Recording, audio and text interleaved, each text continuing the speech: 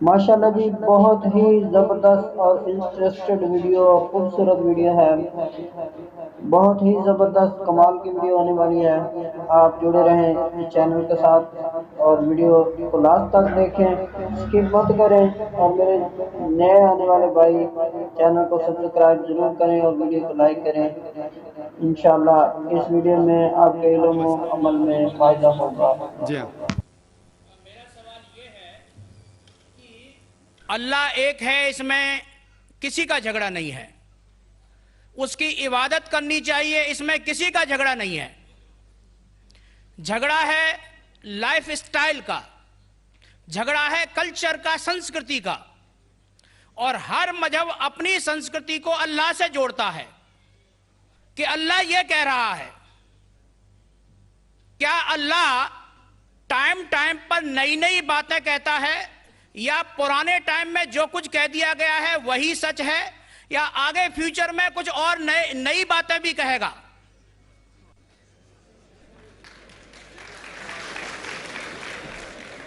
بھائی صاحب کا اچھا سوال تھا کہ کسی کو دو رائے نہیں کہ اللہ ایک ہے، بھگوان ایک ہے، سب مانتے کہ صرف اسی کی عبادت کرنا چاہیے، لیکن ہر مذہب اپنی کلچر، اپنی سنسکرتی کو دیکھ کے سٹائل بدلتا ہے۔ تو اللہ تعالیٰ جو پہلے کہہ چکا وہ ابھی بھی سیم ہے کہ ٹائم ٹائم پہ بدلتا ہے۔ بھائی صاحب کا سوال اچھا ہے، لیکن یہ کہنا چاہتا ہوں جواب دینے کے پہلے، ان بھائی صاحب نے کہا کہ سب مانتے ہیں کہ اللہ ایک ہے۔ یہ میں نہیں مانتا ہوں کہ سب مانتے، میں نہیں مانتا ہوں کہ سب مانتے۔ یہ میرا فیلڈ ہے، یہ میرا فن ہے، غیر مسلم سے بات کرنا۔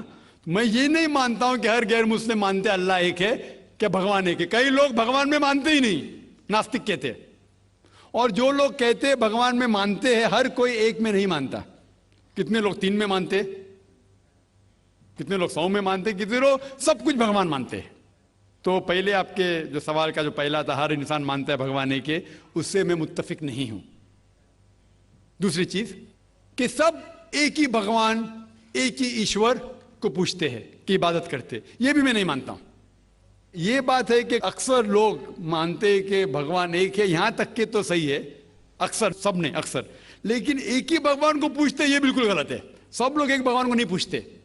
مثال کے طور پہ اکثر قرآن کی آیت ہے، قرآن کی آیت ہے کہ جو لوگ کہتے ہیں کہ ایک بھگوان کو مانتے ہیں لیکن اور کو بھی پوجتے ہیں، اسے کہتے ہیں شرک۔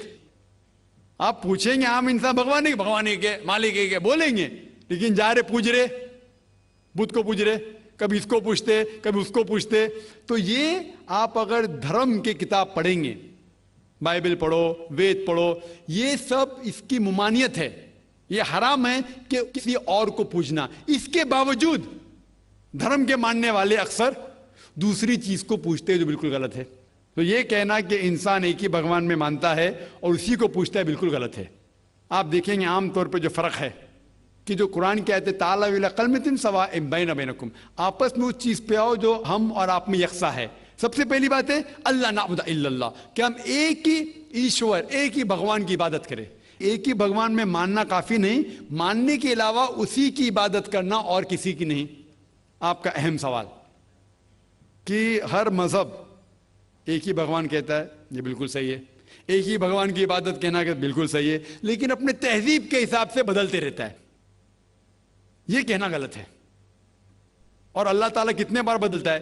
یہ کہہ سکتے ہیں کہ ٹائم جانے کی وجہ سے کتابیں بدلتی گئی، اللہ کا جو پیغام ہے، بیسک پیغام وہ سیم ہے، وہ بدلتا نہیں کہ اللہ ایک ہے، ایک ایشور کی عبادت کرو، وہ بدلتا نہیں۔ اس کے کچھ چیزیں، اوپری چیزیں شاید بدلے، مثال کے طور پہ کس طریقے سے عبادت کرنا، ہم جس طریقے سے صلاح پڑھتے ہیں وہ 1400 سال پہلے محمد صلی اللہ علیہ وسلم پیغمبر کے ذریعے نازل ہوا، لیکن جو مین ہے کہ ایک ہی ایشور ہے، ایک ہی ایشور کی عبادت کرنا چاہے، وہ کبھی بھی نہیں بدلے گا۔ لیکن ٹائم جانے کی وجہ سے جو مذہبی کتابیں لوگ بدلتے گئے، اللہ تعالیٰ فرماتے قرآن میں سورہ بقرہ میں سورہ نمبر 2 آیت نمبر 79، فَوَيْلٌ لِّلَّذِينَ يَكْتُبُونَ الْكِتَابَ بِأَيْدِيهِمْ ثُمَّ يَقُولُونَ هَٰذَا مِنْ عِندِ اللَّهِ لِيَشْتَرُوا بِهِ ثَمَنًا قَلِيلًا فَوَيْلٌ لَّهُم مِّمَّا كَتَبَتْ أَيْدِيهِمْ وَوَيْلٌ لَّهُم مِّمَّا يَكْسِبُونَ۔ اس کی معنی ہے کہ لعنت ہے وہ لوگ پہ جو لوگ کتاب اپنے ہاتھ سے لکھتے ہیں اور کہتے ہیں اللہ کی طرف سے ہے۔ लानत है उनके ऊपर जो कमाते हैं और लानत है उनके हाथ के ऊपर। तो अल्लाह ताला फरमाते हैं कि किताबें बदली गई है।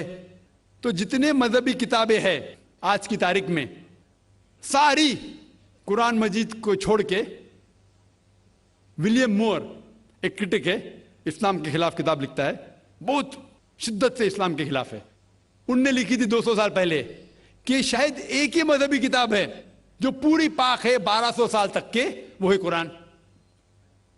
तो एक ही किताब जो महफूज है, क्यों? अल्लाह सुब्हाना व तआला कहते हैं कुरान में, सूरह हिजर में, सूरह नंबर 15 आयत नंबर 9 में, कि मैंने कुरान नाजिल किया है और मैं इसकी हिफाजत करूंगा। जितने पहले किताबें आए वो वक्त के हिसाब से बदल दिए और अल्लाह सुब्हाना व तआला ने उसे महफूज रखने की जरूरत समझा ही नहीं। क्यों?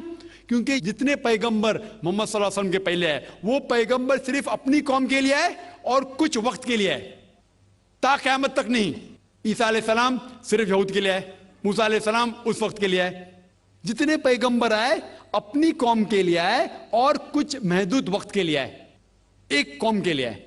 लेकिन मोहम्मद सल्लल्लाहु अलैहि वसल्लम आखिरी पैगंबर सिर्फ मुस्लिम या सिर्फ अरबों के लिए नहीं आए, सारी इंसानियत के लिए आए। और जो कलाम उनके जरिए नाजिल हुआ, अल्लाह सुब्हानहू व तआला कुरान, वो सिर्फ मुस्लिम के लिए नहीं और सिर्फ उस वक्त के लिए, वो सारी इंसानियत के लिए और ता क़यामत तक है।